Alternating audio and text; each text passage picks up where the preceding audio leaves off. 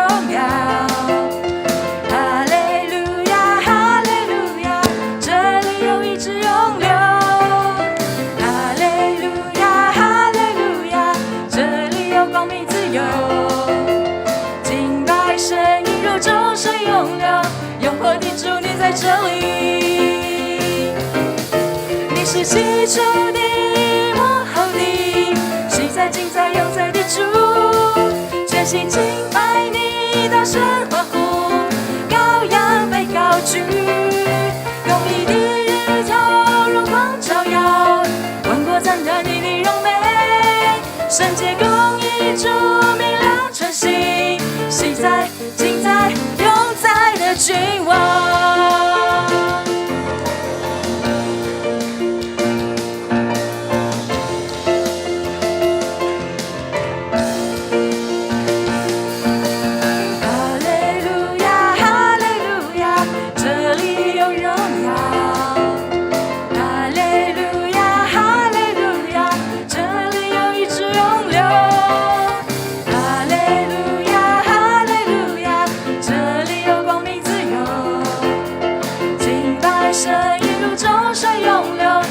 我的主，你在这里，你是起初的，幕后的，昔在今在永在的主，全心敬拜你，大声欢呼，羔羊被高举，公义的日头荣光照耀，万国赞叹你的荣美，圣洁公义主明亮晨曦，昔在今在永在的君王。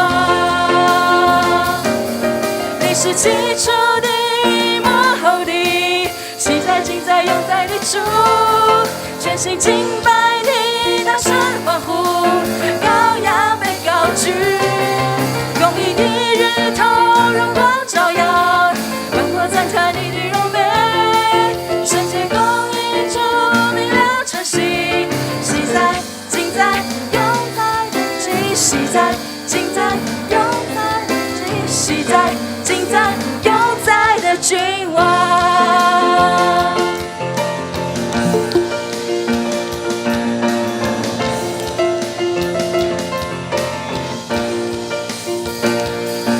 哈利路亚！我们将最大掌声献给我们在天上的父。是的，主啊，因为有你的同在，我们可以在你的里面享受从主你而来的荣耀。主啊，也愿我们在向你献上敬拜，在向你歌唱的时候，主啊，你就带领我们更深的进入到你的里面，让我们真的是可以向你来敞开我们自己，领受从主你来的话语，带领我们在今天晚上与你相遇。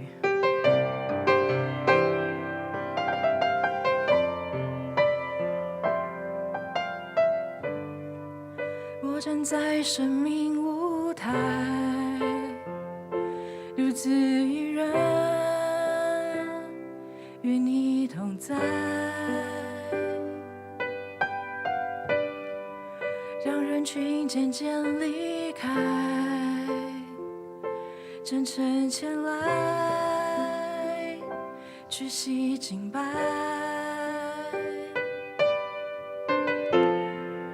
我愿放下自己，生命交托给你，因你的爱，我献上我的心，献上我的心，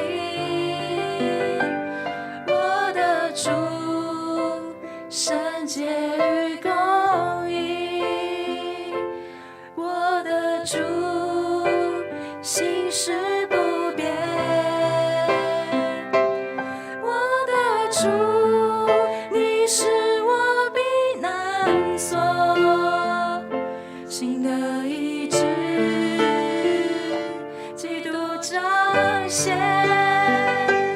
我的主照亮这世界，我的主坚固生命，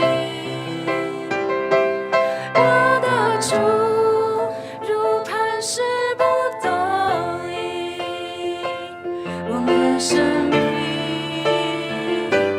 就像你。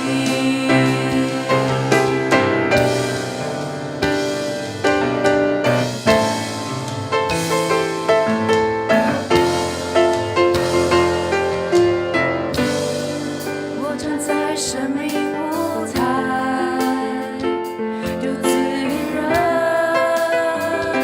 与你同在。当人群渐渐离开，真诚前来，窒息敬拜。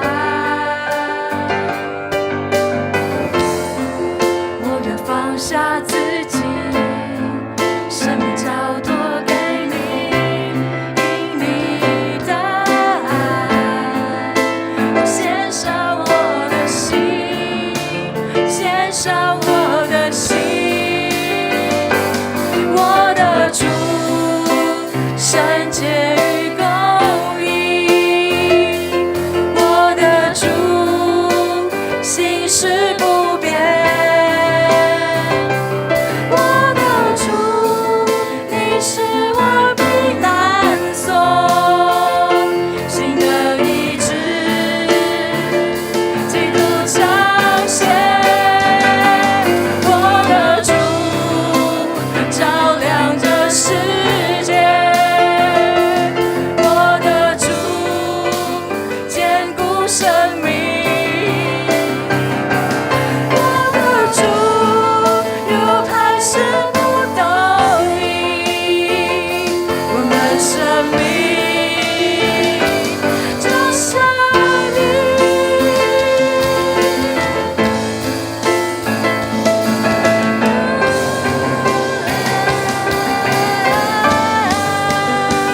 我心渴慕，我心盼望，更多有你，更多有你。我心渴慕，我心盼望，更多有你，更多有你。我心渴慕，我心盼望，更多有你，更多有你。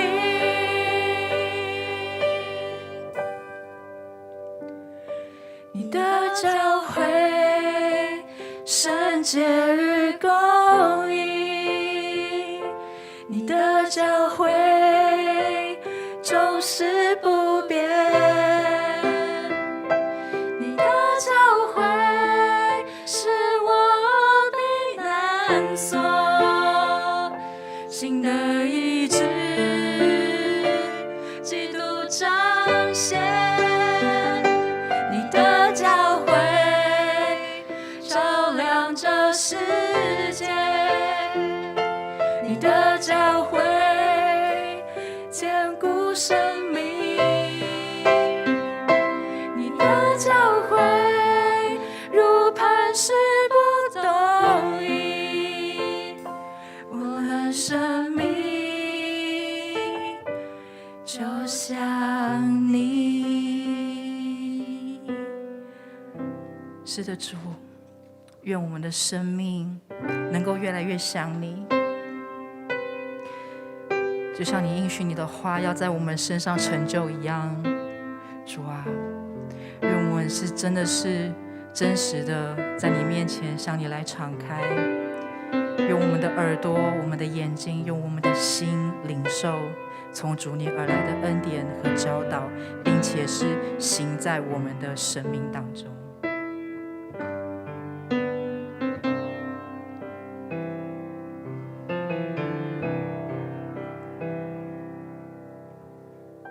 愿你的话身上，我愿顺服仰望。愿你的话成就在我身上，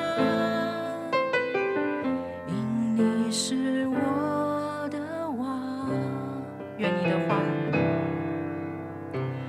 愿你的话成就在我身上，我愿顺服仰望。愿你的话成就在我身上，因你是我的王。愿你的照你是降临在这里，至高者的能力覆庇着地。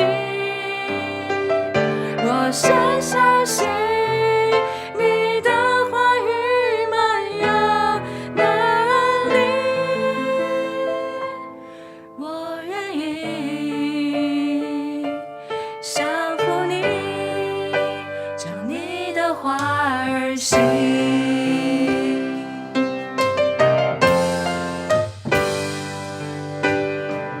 愿你的话成就在我身上，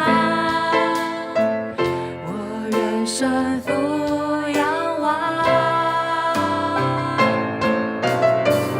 愿你的话成就在我身上，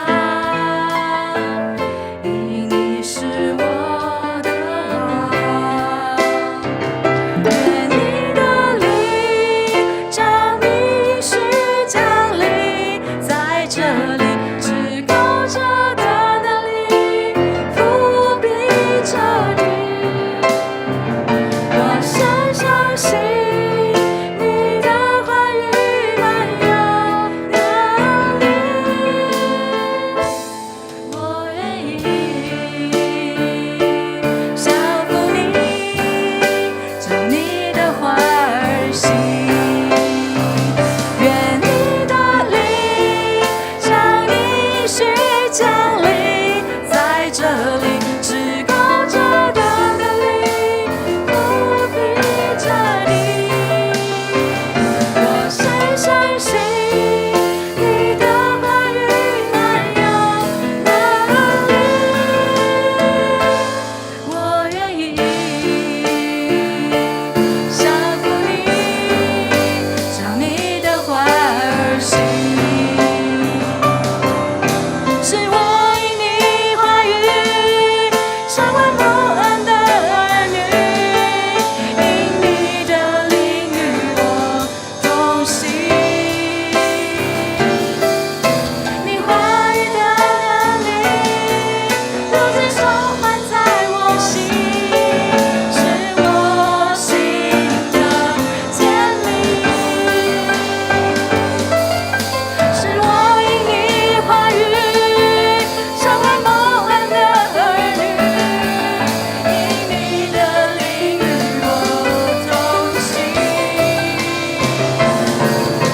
你话语的能力如今充满在我心，是我心的坚立。愿你的灵照你是降临在这里，至高者的能力覆庇着地。我深相信你的话语满有能力，我愿意降服你，照你的话而行。愿你的灵照你是降临在这里，至高者的能力覆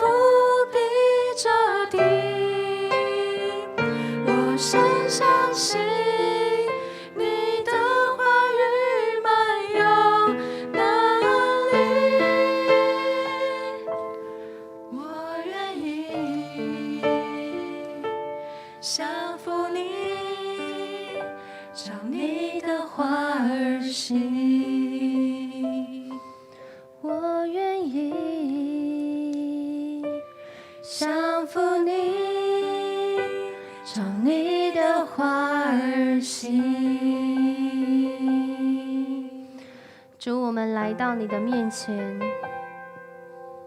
在此时此刻，我们真是要再说一遍，主啊，我们愿你的话临到我们，因为你的话语当中满有应许，特别在这世代里面，我们全世界都在这个疫情严峻的时刻，主，我们更是要来到你的面前，让我们有从你来的盼望，让我们回到你的话语当中来认识我们的生命，来认识这个世界，来认识主你赏赐我们永活盼望的应许。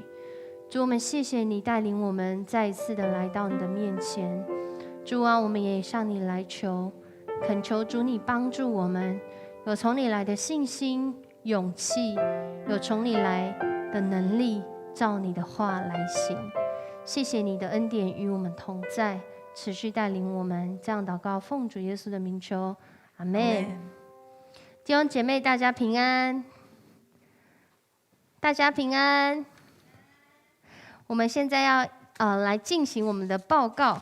那我们这个礼拜呢，有再次要来报告，跟大家来分享。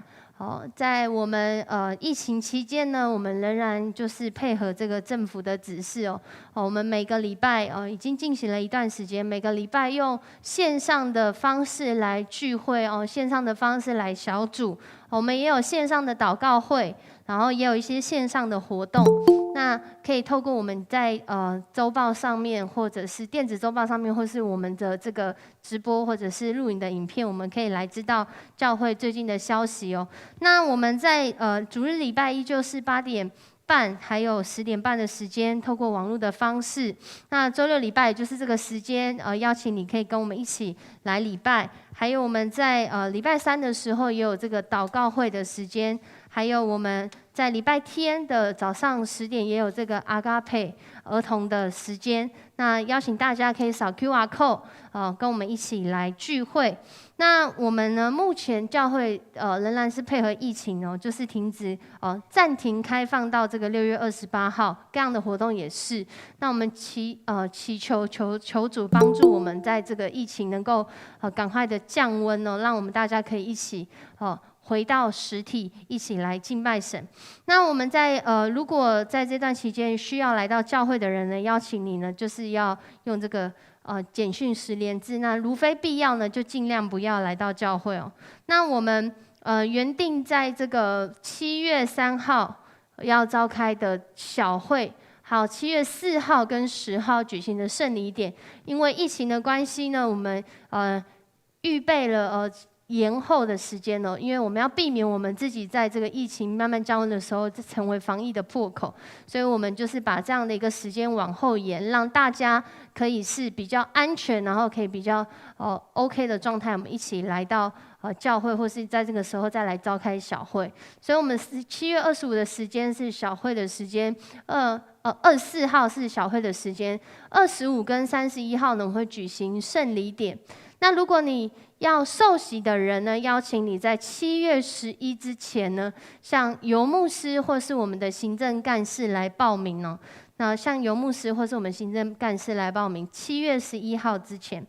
那我们在教育部的消息呢，我们的新眼光呢已经到这个已经来到教会了。那请大家呢，就是等到实体聚会的时候再来拿，或者是再来奉献。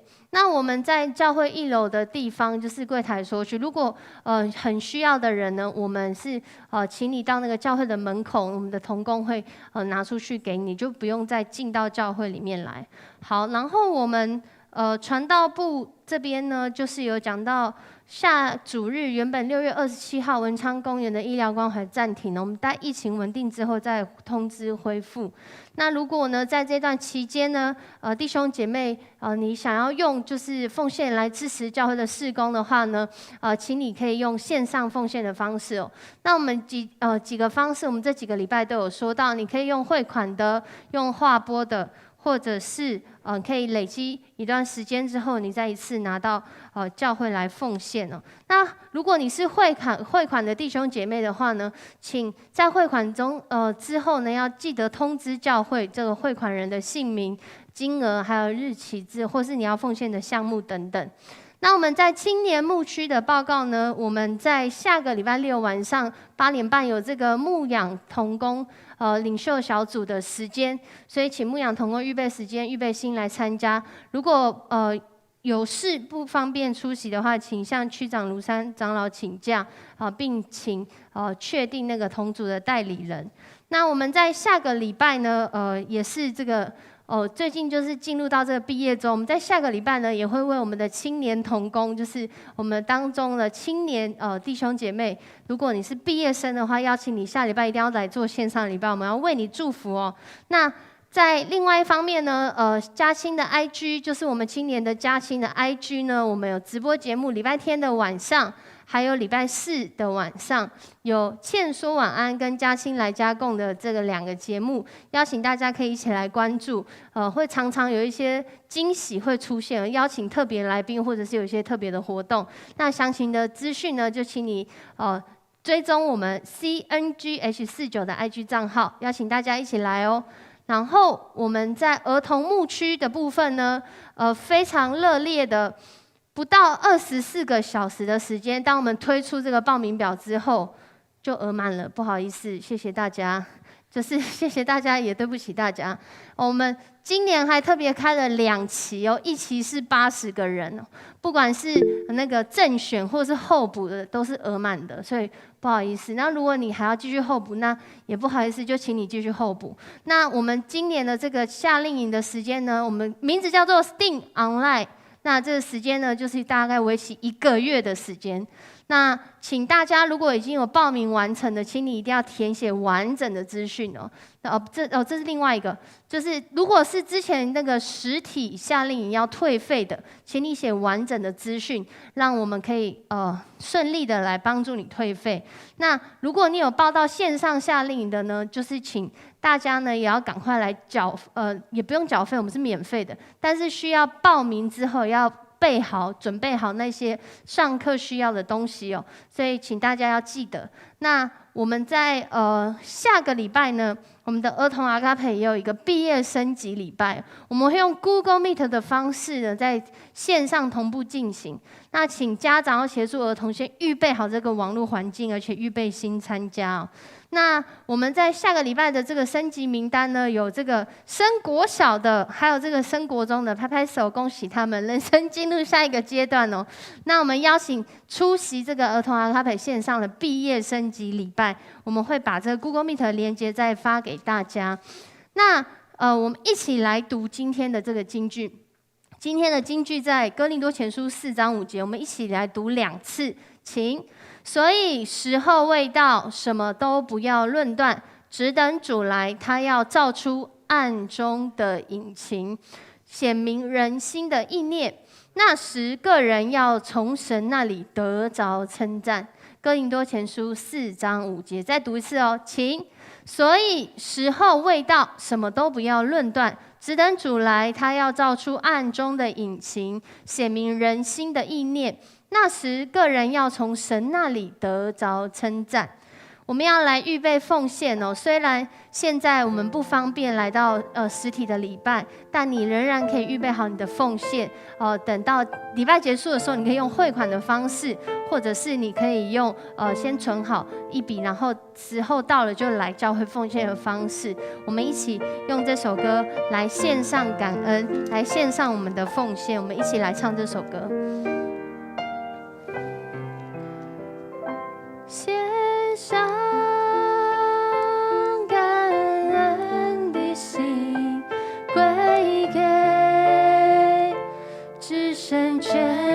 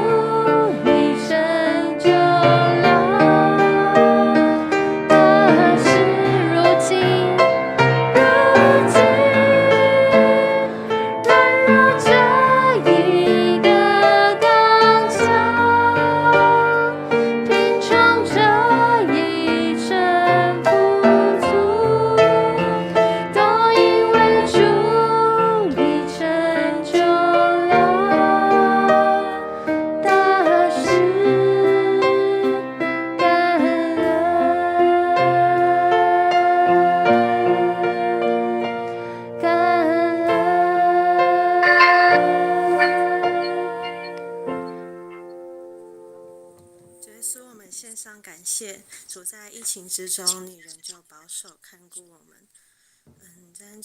感谢你也带领在这疫情之中有越来越和缓。你也保守我们的身心灵，我们的日常生活，我们的工作，我们的生活都与我们同在。我们献上我们的时间、金钱，才能做你圣工所用。祷告，奉主耶稣基督的圣名求，阿们。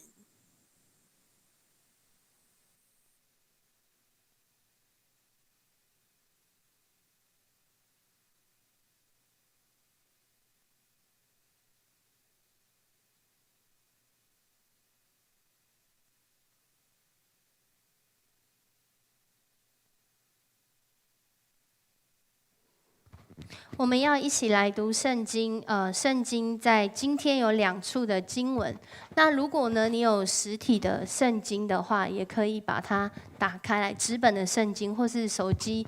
我们2处的经文，一处在箴言的25章8到10节，一处在哥林多前书第4章3到5节。好，请大家我们预备心，我们要一起来读圣经哦。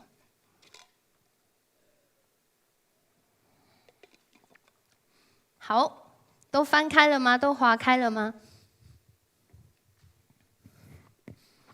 我们要一起来读箴言第25章8到10节，请不要冒失出去与人争竞，免得至终被他羞辱，你就不知道怎样行了。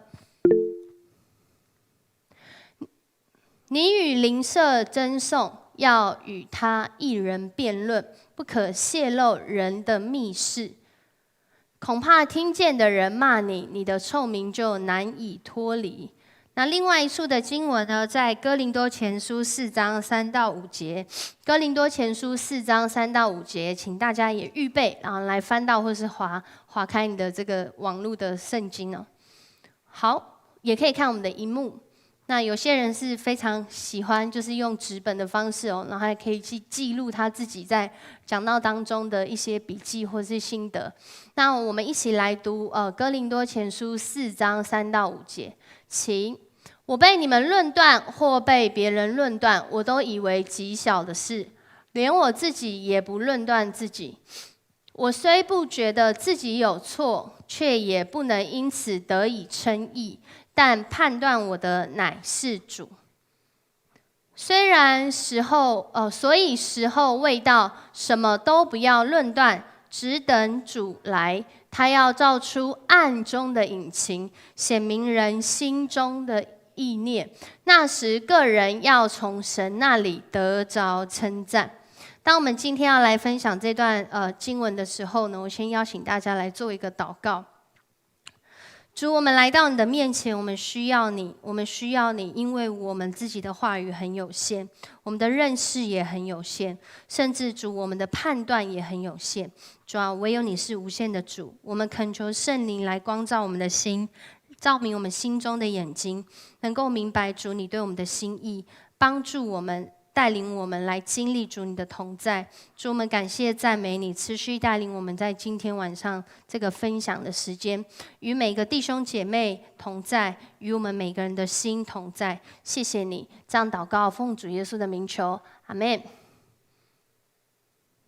我们今天要来分享的这个主题叫神回话。在这几个礼拜里面呢，非常特别，因为我们发现我们在预备的这些经文的时候，都刚好跟我们当下的时事非常的有关系哦。在最近呢，有很多人开始打疫苗，但是在这个礼拜有个新闻很吓人哦，就是有很多长者打了疫苗之后就怎么样，就猝死。你们知道这个新闻吗？应该有很多人知道。那后来这件事情，我们的卫福部长也有回应。不过在这个当中的时候，很多的民众开始有了一些疑虑哦，因为出现这个死亡的病例出现之后呢，他们去调查这些，然后开始发现民众接种的意愿降低，很多人都是人心惶惶，到底要不要打？打了会怎么样啊？然后开始就有各样的声音跑出来。而在这个礼拜呢，还有另外一件事情，我相信大家也有时有耳闻，或者是你翻开那个划开那个手机看新闻的时候，也会看到有一个艺人呢，有人说这个艺人变官员了，官员变艺人。那个有个艺人叫贾永杰，他热心募集了300多台这个救命神器，就是它的真正的名称叫做高流量氧气鼻导管系统。而且他亲送到各个医院哦，甚至那个总统打电话给他，他还把他挂掉，因为他有想说是谁这样，因为他说正在忙之类的。然后后来接起来之后，那个我们的蔡英文总统跟他说：“这不是诈骗，我是蔡英文。”然后他们开始讲电话，因为在这个事件里面，很多人去质疑说：“哦，他怎么会想要做这样的事情？”然后开始各种猜测，就是我上个礼拜讲的，就是各种脑补。然后脑补之后呢？当一个人他做了一件事情，我们在看待这些事情的时候，就回到了我们今天想要来分享的，让我们听到每一件事情呢，它背后都会有很多不同的评价评论。那我们可以去透过今天的经文来去思考说，今天有个主角，他叫做保罗，在他服侍的过程当中，他很常被人家批评，可能甚至是论断。那我们在面对我们生活当中的时候，其实你跟我应该都会有这样的机会，就是我们会有需要判断的时候，但我们可能也会有沦落到去论断的时候，或者是我们被人判断，甚至被人论断。那面对到这么多声音、这么多资讯，特别我们现在都在线上的时候，我们到底怎么去看呢？看别人，或是看我们自己？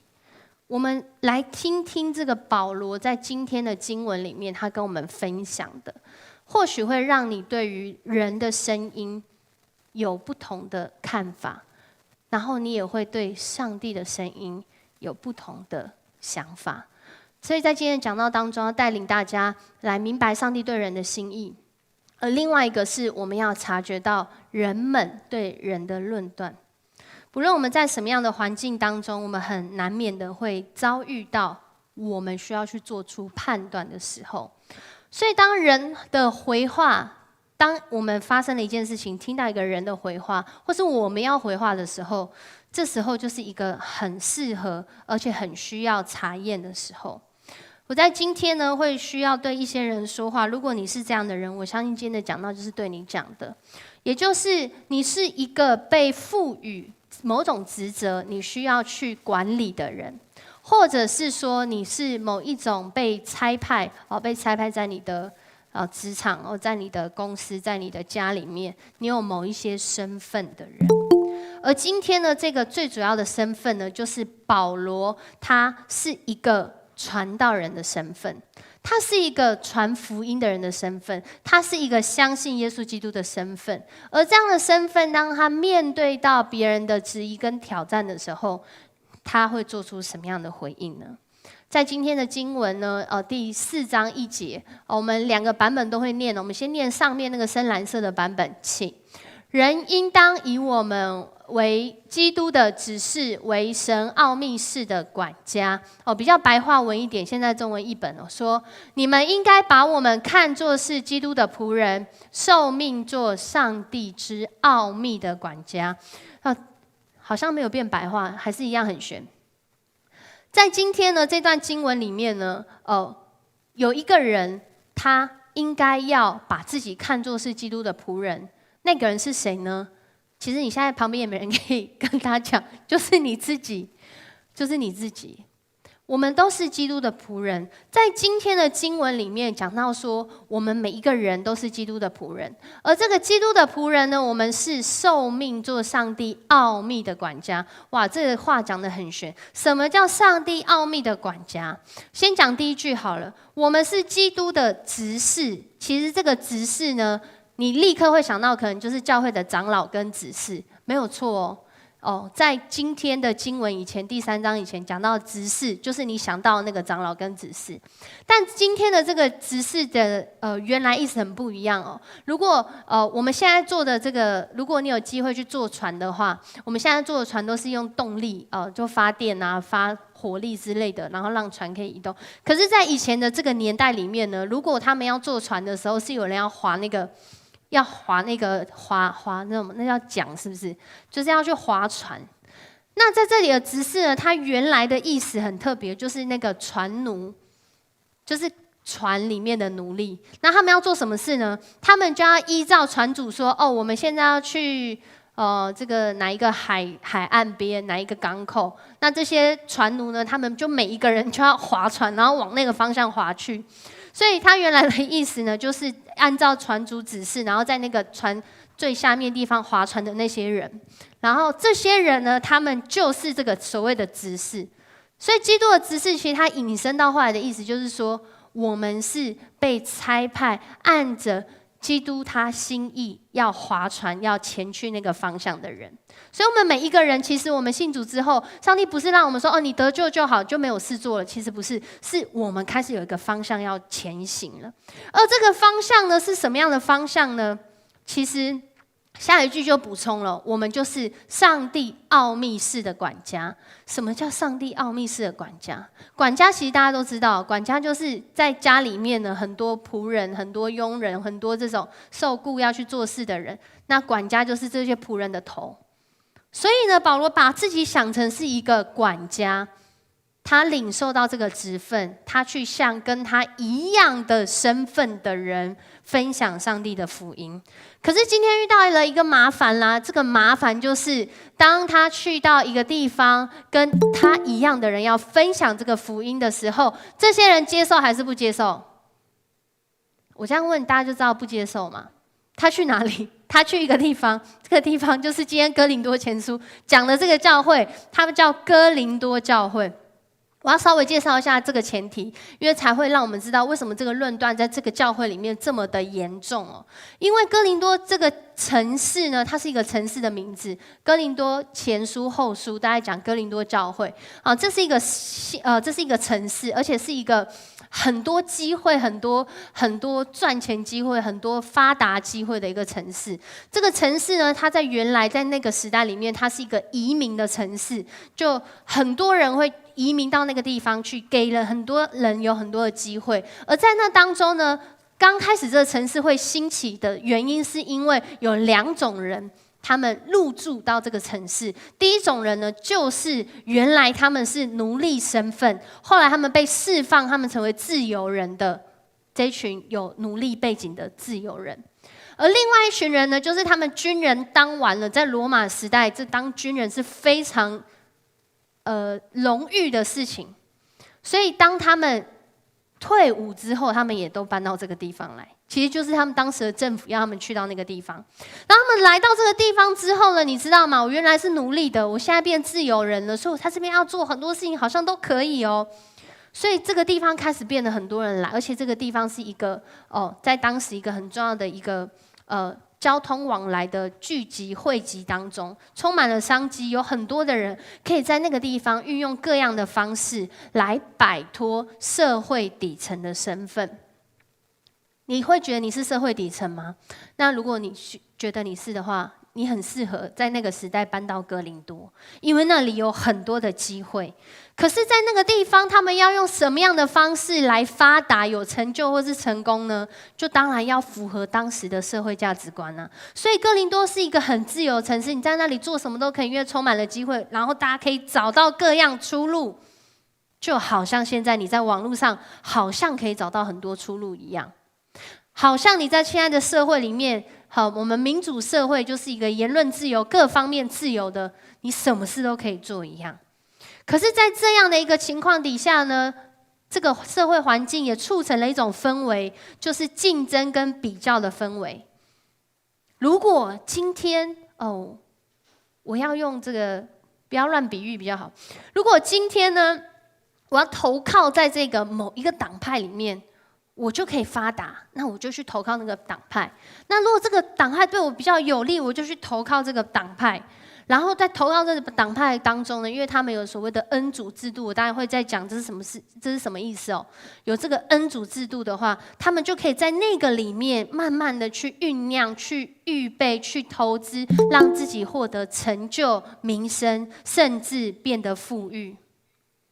所以就在这样的世俗价值观当中呢，哥林多教会这个信仰群体，当他们领受耶稣基督的福音，相信耶稣基督之后，他们似乎对自由也有很多世俗价值观的偏见在里面。那我等一下会继续说到这些是什么样的价值观哦。在这个罗马文化里面，他们是很重视这个法律，很重视这个哲学，受希腊思想来影响。所以在这些价值观里面呢，有很多时候我们会懂得很多的道理，不过这是我们的信仰吗？所以第一个要大家记得的，信仰不是不仅道理的窥见，更是真理的实践。跟我一起念一次哦，请。信仰不仅道理的窥见，更是真理的实践。保罗呢，他就看到了哥林多教会有3大挑战，或许也是你现在生命当中、你现在工作当中、你现在在线上网络当中的3大挑战。第一个挑战就是在这当中论断不断。什么样的论断不断呢？保罗他面对到他自己跟哥林多教会有一个张力存在，这个张力是什么？我们一起来读，请。我被你们论断或被别人论断，我都以为极小的事，连我自己也不论断自己。原来呀，这个保罗他在这个哥林多教会面对这个信仰群体，他其实是被论断的。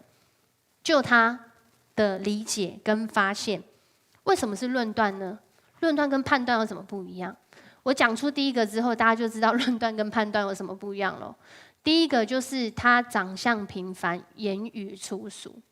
这不是我乱讲，这是哥林多教会，特别到哥林多后书的时候，哥林多前书的时候，保罗写信给哥林多教会，想要跟他们解释，跟他们分享，再次建造他们。不过我们会发现，到哥林多后书的时候，保罗真的是压起来，把这些他为什么被论断的事情一一都写下来。在哥林多后书有一个地方10章10节就讲到，有人说什么？你们帮我念好了，请。保罗写信时既严厉又强硬，他本人却显得外表平凡，言语粗俗。哇！去到哥林多教会之前，就已经先被意识形态来批判了，就先攻击你的什么弱点还是什么，就他们已经觉得长得不怎么样啦，言语讲话又不怎么样啦，就是直接人身攻击他。所以我就说，为什么判断跟论断讲第一点你们就知道，因为这件事本身是很主观的。有些人长相平凡，是真的平凡吗？到每个人的眼中都不一样。然而，在这个教会呢，对他第一个论断就是讲到说，他讲话就是没有像那时候学这些修辞学很高尚。譬如说，某人叫亚波罗，哇，他讲话那个修辞就用得很好，讲出来都是文言文，听起来就觉得哇，我好像高人一等这样。但保罗好像不是，保罗是讲听得懂的福音，然后反而让人家觉得他言语粗俗这样。这也是我的解释啊。那可能有别的学者或是别的牧者会有不同的解释。但在这里面呢，第二个对他的论断就是讲到，我现在讲的都是有根据的哦。第二个对他的论断就是讲到哥林多后书在10章2节的时候也有讲到什么呢？我们一起来读，请。有人以为我是凭着血气行事，我也以为必须用勇敢待这等人。求你们不要叫我在你们那里的时候有这样的勇敢。什么意思呢？我用比较白话的方式来讲好了。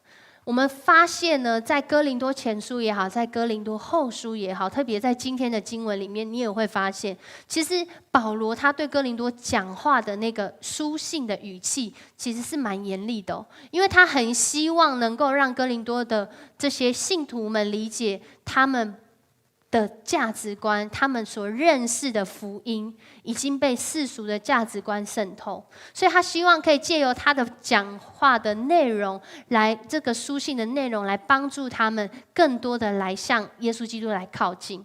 可是呢，当他们人跟人见面的时候，这哥林多后书的时候，他们有在那之前有先见过面，他们发现说，结果保罗现场的时候讲话很温柔啊，一点都不像他在书信里面讲话那样。所以这个人是不是很会看脸色？所以这个人是不是怎么讲，给他拍狼，还是就是那个网络上狂骂，见到面的时候就突然很有礼貌，温良恭俭让这样。他们就说保罗是凭血气行事。在这里面还有另外一个论断，我这边要讲快一点了。我在读哥林多前书这一段的时候，我就是有笑出来，我就觉得哇，真的哎，就是好写实哦，非常接地气。然后这个西元就是1、2世纪发生的事，竟然到现在都还受用哦。他们说这个保罗心机很重，传道人心机很重。怎样心机很重呢？在这里面，保罗到后来哥林多后书他就回应哦，我们也可以继续来读。他说：“罢了，我自己并没有累着你们，你们却有人说我是诡诈，用心计牢笼你们。”在我们之前的几次分享里面，我们在读其他的书卷的时候，其实我有讲过，保罗呢很妙的是，他在哥林多，他其实是到各个地方去建立教会，在建立教会的过程中，也募集了一些奉献，然后把他带回到需要的地方。那其实保罗到其他的教会的时候，都有跟他们募集这个奉献，要去兼顾这耶路撒冷教会的弟兄姐妹。可是很妙的是，他在哥林多教会的时候，他完全没有做这件事。你们知道为什么吗？原因就是因为他直接拒绝他们，不要你们的奉献不要。你们不需要你们的奉献到哥林多哦，我们可以自己来就好。因为在当时的哥林多教会呢，可能我讲的是可能哦，我的认识，可能有人要借着这个机会哦，我就跟大家一起募集要对耶路撒冷教会的奉献，然后就在里面拿一点出来，然后再把其他的拿去奉献耶路撒冷教会哦。因为我刚刚有讲，我说这个地方是一个非常寻求机会的地方，而且这些人呢，他们本来的竞争关系、比较关系很激烈哦，所以在这里呢，他们就说：“哦，保罗，你不收我们的奉献，你却收其他人教会奉献，你心机很重，一定是因为什么原因，你不要我们的奉献。”可是对当时来说，其实能够奉献是一种荣誉的表达，因为在当时的恩主制度下，一个可以施恩给别人的人，他在社会是非常有地位，他们也很知道这一点。保罗当然也知道这一点，而保罗更是知道这次背后他被论断的原因是什么。所以呢，论断不断，他看到哥林多教会有这样的一个情形，你有发现你生命当中或你生活当中也有这样的状况吗？可能没有做什么事也会被讲啊，做了什么事也会被讲哦。你很热心服侍上帝也被讲哦，你好像休息了一次也被讲哦，你都不热心也被讲。那到底怎样才不会被讲？其实都不会，都还是会被讲。所以讲到这里，第二个哥林多教会的挑战就是增进不断，简单讲就是竞争不断。什么叫竞争不断呢？因为我刚刚讲，这是一个移民的城市，这个地方有非常多的机会，有各样的资讯会在这个地方汇集，因为四面八方的人都会来到这里，所以在各样资讯跟机会开放的过程当中，就像你在今天的网络世界一样，你可以用各样的机会跟资讯来帮助你获得最大的利益。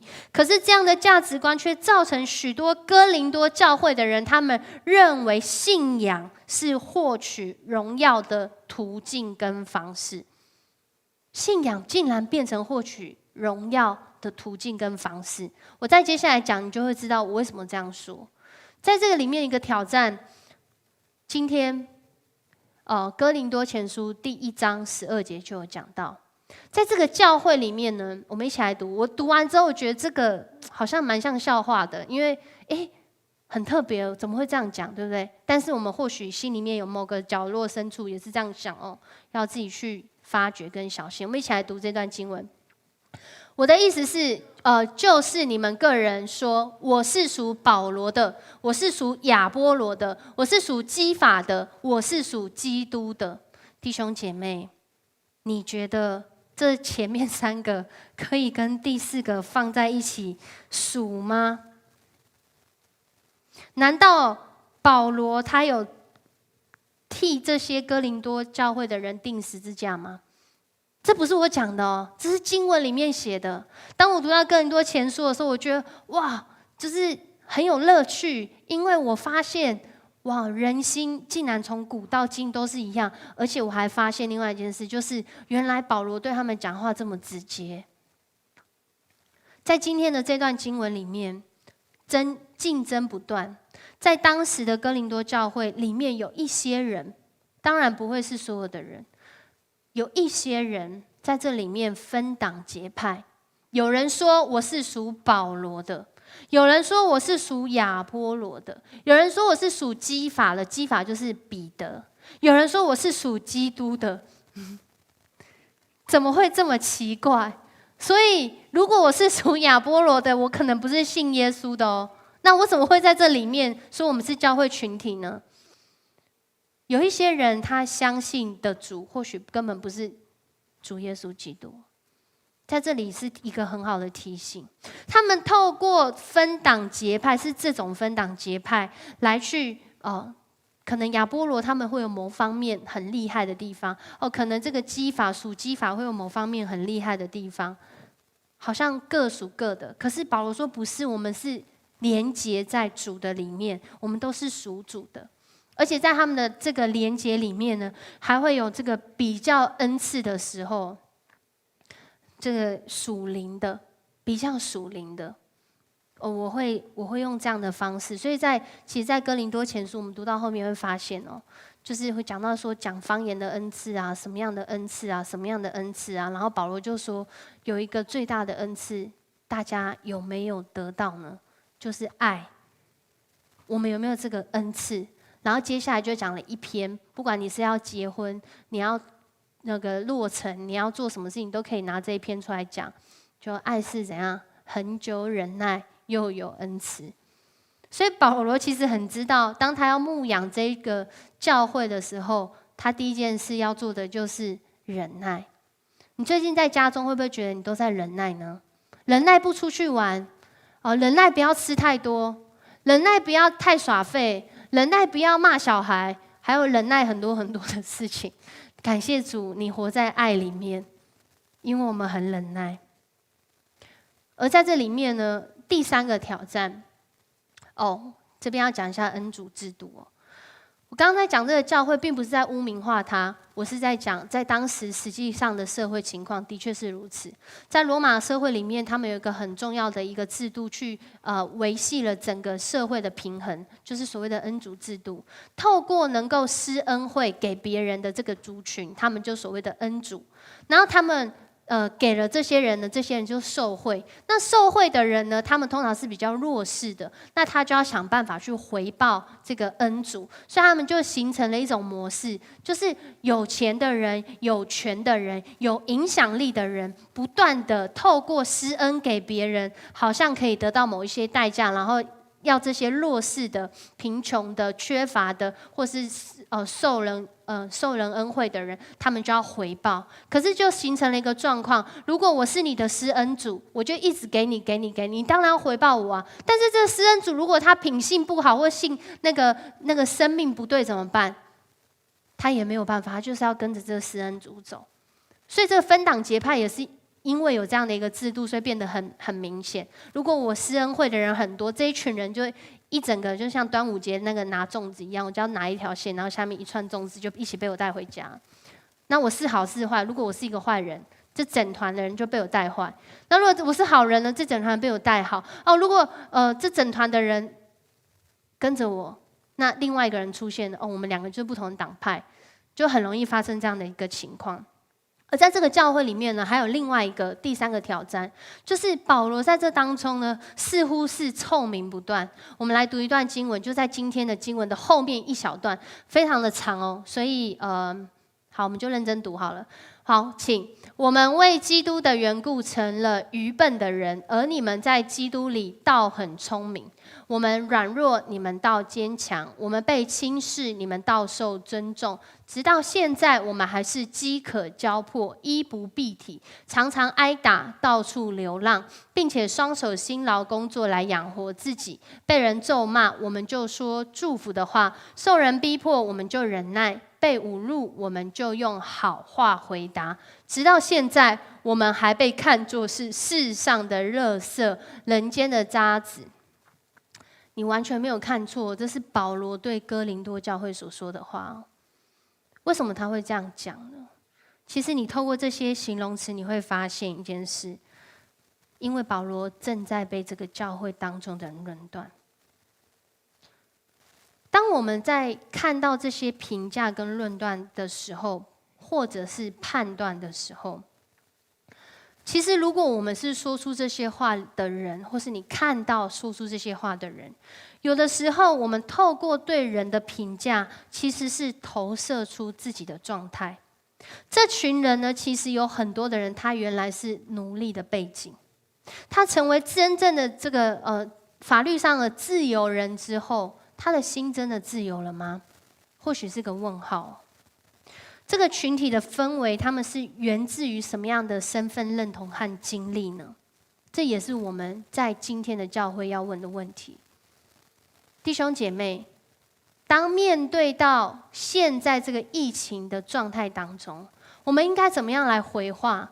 会源自于我们认为我们是什么样的身份，我们就会怎么样来回话。如果你认为你自己是上帝的儿女，你就会以这样的身份来回话。如果你认为你自己是正义魔人，你就会用正义魔人来回话。如果你觉得你是某种党派的人，你就会用某种党派的身份来回话，不是吗？所以当保罗他在讲这段话的时候，他其实不是在讲说他自己就是那个身份不明的人，而是他在讲的是他自己在知道自己身份的当中，虽然被人看作这样的人，不过他知道要怎么样来回话。他并不是一个烂好人，也不是一个随口就在骂哥林多教会的人。他在4章14节到15节就说到：我在写这话，不是要叫你们羞愧，而是要警戒你们，好像我所亲爱的儿女一样。你们学基督的师傅虽有1万，为父的却是不多，因我在基督耶稣里用福音生了你们。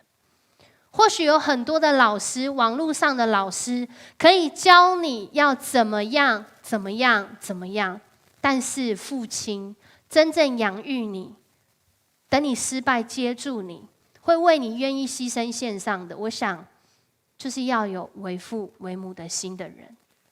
所以在这里，保罗在提醒他们，虽然他们有这么多的资讯，有这么多的机会，好像可以透过这个得到了很多的好处，不过真正愿意为他们的牺牲的，就是主耶稣基督。而保罗他就是在这样的福音当中，好像生小孩一样把他们生出来，不只是生出来，不只是养育，还要教育。这也是为什么我们每一年在教会里面要办这么多的营会，要办各式各样的活动，或者这么多的事工。牧师，你们一直办事工不累吗？有的人还说，现在做线上，你们有没有比较轻松？其实没有，是反过来，是更需要准备。更需要准备什么？服装仪容啊。更需要准备什么？怎么样面对镜头？更需要准备什么？更需要准备这些器材。我们的同工每一位都是提早预备，甚至是比以前做礼拜的时间更提早来预备。为什么？怕网络断线，怕画面不够让大家看得清楚，怕各式各样的这个声音不好或是什么，就是想要透过这样的方式，让弟兄姐妹可以持续的跟神来接近，跟神来联系，跟神在神的话语里面有更多的认识。所以在这边呢，他在对哥林多教会讲说，其实在讲一件事情，虽然已经信了主，从主得到了自由，不过这自由是需要从对上帝的认识里面来使用的，而不是我自由了，所以我做什么都可以，只要我喜欢，反正怎样上帝都会饶恕我嘛，所以我就继续犯罪啊，没有关系，不是这个意思。那想要知道这个哥林多教会这些其他的内容的话，请大家听最近的迦南之声，因为最近的迦南之声刚好讲到哥林多前书，在里面会听到更多怎么样运用从上帝来的自由。所以在今天的经文里面，我们再次的来认识我们的身份其实是神奥秘式的管家。在这里保罗说的好像是他自己，其实他在讲的就是普遍这些信耶稣的人，我们如何来在这个世代活出我们的身份。在这里神透过保罗第一个讲到的事情，就是要忠心。什么叫要忠心？在哥林多前书第4章第2节，我们一起来读：所求于管家的是要他有忠心。第一个，神对我们的回话，面对这么会论断的社会，这么会比较的社会，这么会竞争的社会，这么会让我们背负臭名的社会，我们第一个要做的就是忠心。我举一个例子哦，在路加福音12章42节开始，就有讲到一个东西，就是主耶稣自己说：“谁是那忠心有见识的管家？主人派他管理家里的人，按时分粮给他们呢？”因为这管家他是管家里面的人嘛。那主人他回来看见仆人这样行的时候，这个仆人呢就有福了，你就是这个仆人。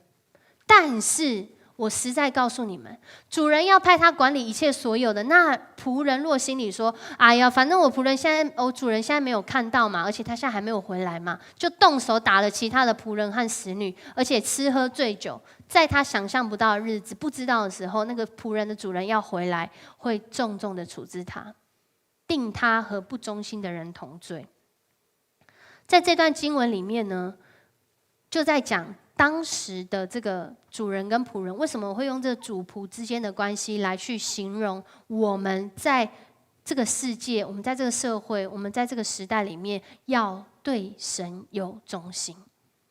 因为在当时呢，这个主人啊会离乡背井去做很多很多的事情，他会派一个管家来管理他家中所有的产业。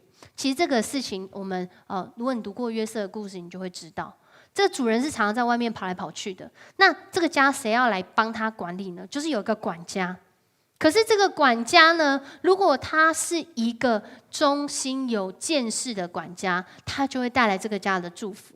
但是如果他是一个不忠心又没有见识的管家的时候，或这主人回来的时候，家里就惨了。哇，地没有扫啊，家里的仆人没有管理啊，这个仆人3天没有吃饭啊，因为他没有放饭给大家吃，就会发生各式各样的事情。所以忠心对一个家庭来说是非常重要的。如果你旁边刚好有你的家人，你要跟他讲，忠心对一个家是非常重要的。而这个忠心呢，会让这个管理家里的人的这件事情带来一个祝福，一个极大的祝福。这里的祝福就是讲说，这个信仰群体会彼此忠心。你是忠心的人吗？你是善待你正在牧养群体的人吗？你是跟他们一起成长的吗？我们有在这里面一起学习吗？特别在现在线上的这么多的直播跟这么多的讲道或这么多的分享的时候，我要在这里特别邀请你，如果你是迦南教会的会友，我邀请你要委身在你教会的线上礼拜、线上的服事、线上的聚会，因为我们一起在主的里面，我们是一个信仰群体。那如果你刚好不是迦南教会的弟兄姐妹，我也要邀请你，如果是在你们教会允许的状况当中，邀请你可以看你们教会的线上礼拜。每一个弟兄姐妹，我们要委身在我们的教会，因为我们是家里的人，家里的人就是要在家里来经营家里，不然这个家怎么会变好呢？这个家怎么会有见识呢？这个家怎么会有忠心呢？所以我们需要一起在主的里面一起来这样做。而且在这过程中，一个好的仆人，一个被称为有福的仆人，是一个按时分粮的仆人。意思是，他是一个会照顾管理的这些人的需要的仆人。这是一个彼此互相的关系。当然，在线上，现在这个时代里面，我们赖一下FB Messenger 一下，或许就可以知道彼此的近况。然后在这边的按时分粮，还有一个意义是要我们按时的来分享奥秘的事。别忘了，我们是奥秘式的管家，指的是什么？就是要来分享福音。所以我们需要透过线上的礼拜，继续的喂养大家，继续的让大家连结在基督里，因为我们是一个家，我们是一个家庭。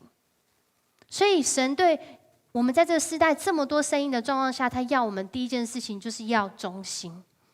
而第二句他要回我们的话是，我们面对到这些论断是极小的事。为什么是极小的事？在今天的这段经文里面，保罗说到，我自己被你们论断或被别人论断，我都以为是极小的事，连我自己都不能论断我自己。因为我们深刻的明白，我们的身份是属于主，而不是属于世界，也不是属于某一个党派。在这里面说到，以弗所书2章10节，其实讲得很清楚。每一个人，我们是上帝所创造的艺术品。在上礼拜我有说到，上帝创造我们的心意是好的，而这个好的心意要做什么呢？是为要我们行善，而且这个行善，我们以为是随时有遇到事在做，没有遇到事在做吗？不是，其实这个行善是神他早就已经计划要我们去做的。当然，在这个计划要我们去做的当中，当你在执行一个计划的时候，不明白你计划的人，他会有他自己的评价；不明白上帝心意，或甚至不认识上帝心意的人，他会有他自己的评价。我们尊重他的评价，但是我们不以他的评价为我们真实的评价。我们真正的评价，连我们自己说了都不算。我以前很常跟青年讲，我说你的价值连你自己都不能够判断，因为你搞不好没有比上帝认识你自己。的确，我们其实是没有的。只有上帝才知道我们真正的价值，那我们怎么需要听别人怎么定义我们呢？当然，这也不是说所以只有上帝知道我随便乱做事情就好。没有，其实神对我们的心意就是要我们去行善，而这个行善是在主的判断里面去行的。人的论断是小事，但是主他仍然也有判断哦，他会判断我们，所以才会说末后有审判。这个审判是什么呢？其实他在旧约里面原来的意思就是，如果你是做的是合神心意的事，你会得到从他来的奖赏；但是如果你做不合神心意的事，你也会因为这样得到从神来的审判。它是非常中性的词，但是听到审判，大家很快想到就是自己做不好的事会被大家挖出来之类的，因为可能你心里面有很多好。所以第三个呢，就讲到了，在这个世代里面，我们面对到这么多声音的时候，不要忘记断事是在神的身上，判断是在神的身上。在这里，保罗他其实很清楚的回应，他说：“我虽然不觉得自己有错，但也不能因此得以称义。判断我的乃是主。”其实他很清楚知道，虽然他很竭尽心力的在做这些神吩咐他做的事，但他知道他不会是一个完全的人，他会做错，他会有做错的时候。我们都是，我也是，我们每一个人都会有做错的时候。可是，即使我们做错了，神知道我们的动机，神知道我们的意念，神也知道我们的未来。他可以带领我们在这当中不断的修正，不断的修正，不断的修正。在神的面前，所以在箴言里面呢，我们今天一开头讲到的这圣经经文，不要贸然出庭作证。其实在这里面，当时的罗马社会就是只要有一点小事，他们就上法庭，因为法律是解决纷争就以当时来说最顺其自然的方式。什么事情都要用告上法庭，就一天到晚都在告来告去。这边就有讲到说，不要贸然作证。若是有其他的证人指出你的错误，你怎么办呢？其实就是在讲到一件事情，就是我们在面对这些论断的时候，其实我们有时候随口说出来的话，也显得我们自己的羞辱，因为我们或许也就是那当中的人。我们真的很容易因为自己的软弱、人性、喜好，在不经意当中，我们也成为那论断人的人。但是在这里面，神其实知道我们的需要，他透过保罗告诉我们，所以时候未到，什么都不要论断，只等主来。不要论断的意思，不是说你要直接失去判断力，觉得向左向就这样好了，我也不知道，就这样吧。不是，是要我们还是要判断，我们还是要为我们自己负责，去做一些决定。然而，我们对别人所做的决定，我们也可以判断，但不要论断。论断就像我刚刚讲的那几个，第一个就是直接人身攻击他，这样说这讲话言语粗俗，然后长相平凡。然后我们当时看到的时候才发现，原来保罗不是帅哥，我一直以为他是帅哥。就是你看，我马上就讲了，就是人很容易，因为我们太多在比较当中去显露出自己真实的状况。所以其实在这边就讲到说，什么都不要论断，只等主来，他要照着暗中的隐情显明人心的意念。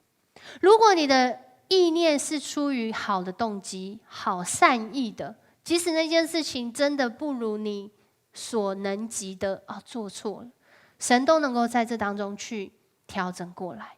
可是如果你做的好像是一个很好的事情，但你心里面都是一些坏念头的时候，不好意思，每一个人最终要从神那里得着，可能是称赞，但也可能是另外的。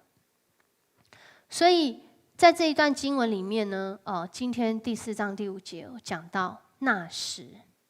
有人会觉得说，没关系啊，反正是那时嘛，那时就是末后的日子。没错，你读到的那时，在圣经经文里面有讲到那意思，可能是指末后的日子。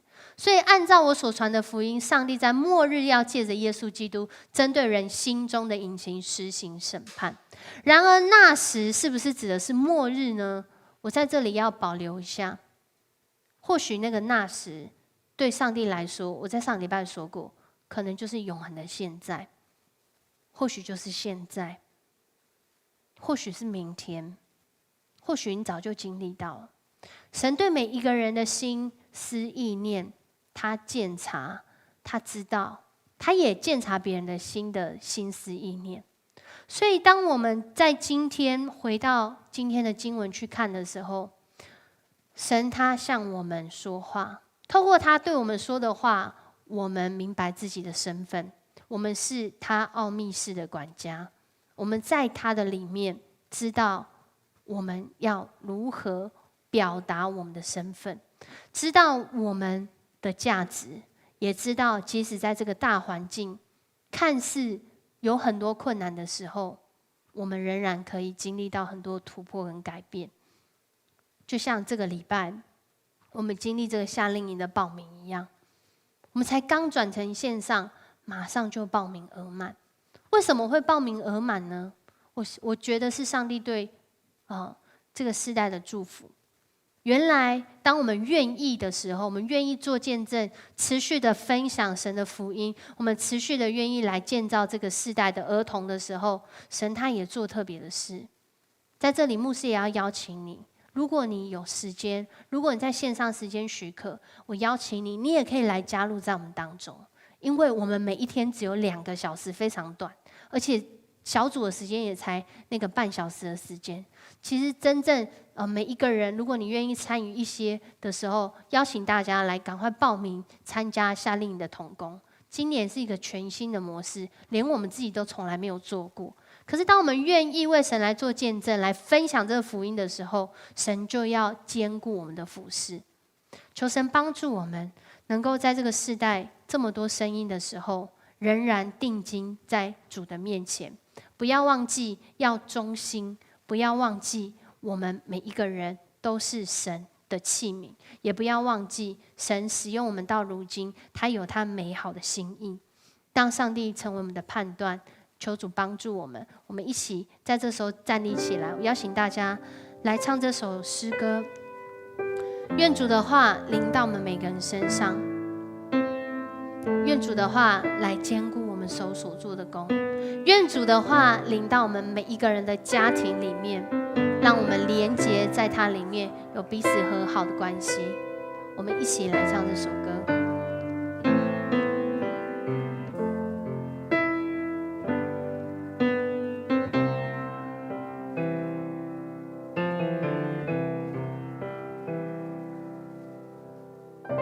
愿你的话成就在我身上，我愿顺服仰望。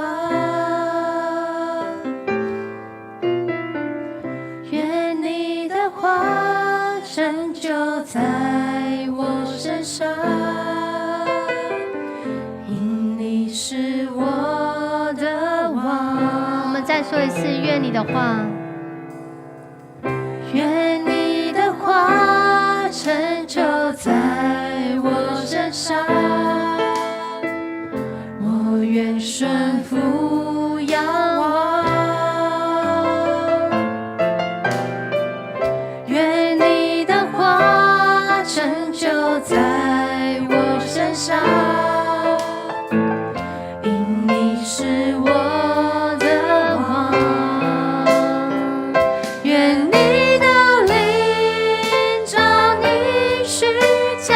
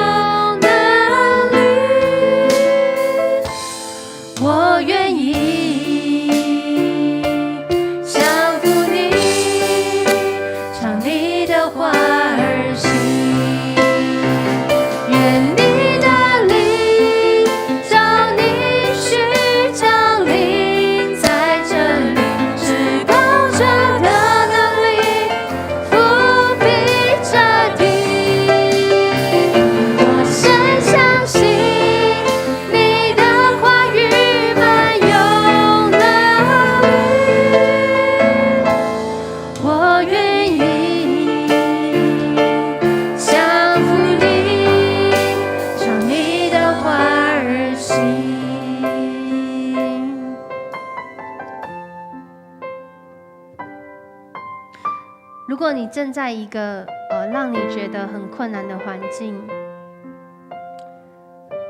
如果你正在面对人在言语上面的挑战，或是那就是你自己心里的声音，牧师要邀请你，神他乐意用他的话语来帮助你，你要来寻求他的话，你可以向他来祷告，你可以每一天打开圣经，你可以收听迦南之声，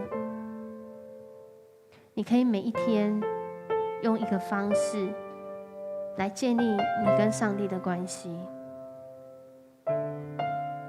因为你是属于他的，他会向你说出对你生命的计划，对你生命的旨意。因为上帝的话语一句都不落空，如果我们愿意来寻求，面对这些看似论断的事，你能够更坚定的、更忠心的走在神为你预备的道路当中。如果你正在这里面，不要气馁，神看见你的忠心。或许你只是没有方法，那你可以寻求神，让他知道，让你知道怎么样走接下来，不论是你的服事、你的工作、你的功课、你的人际关系，甚至你现在在家里面跟这些家人要怎么相处，你都可以来寻求神。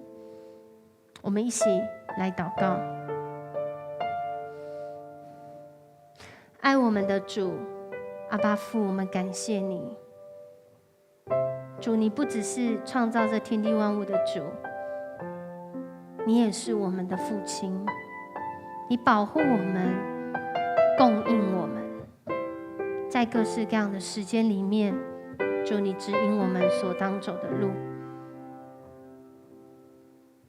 主啊，我们需要你的话语，我们需要更有信心、更勇敢来寻求你。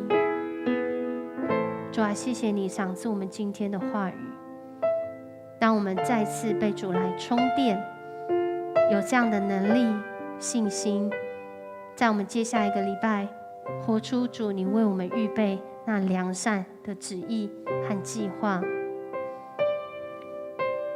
愿阿爸天父永远不变的慈爱保护我们，看顾我们。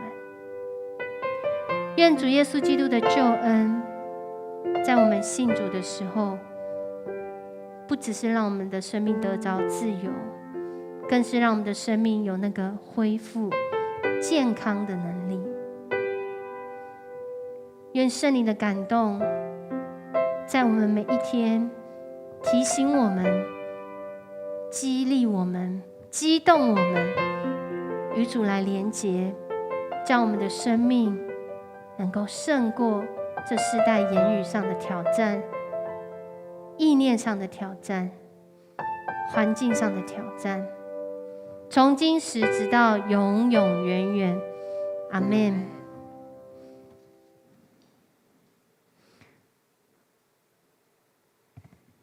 我们最后再用这首歌来赞美我们的神。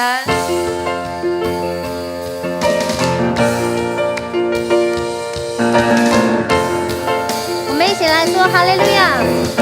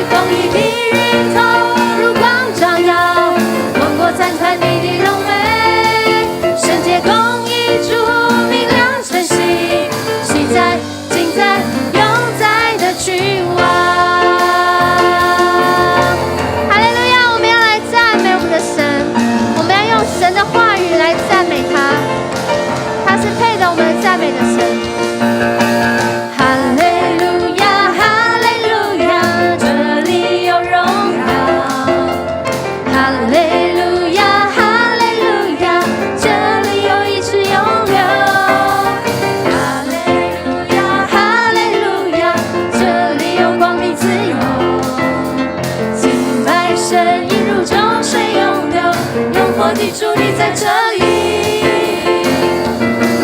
你是起初的幕后的，喜在今在永在的主，全心敬拜你，大声欢呼，羔羊被高举，公义的日头荣光照耀，万国赞叹你的荣美，圣洁公义主明了晨曦，喜在今在永在的君王。你是起初的幕后的，喜在今在永在的主，全心敬拜你，大声欢呼，羔羊被高举，公义的日头荣光照耀，万国赞叹你的荣美，圣洁公义主明了晨曦，喜在今在永在的君王，喜在今在永在的君，喜在今在永在的君王。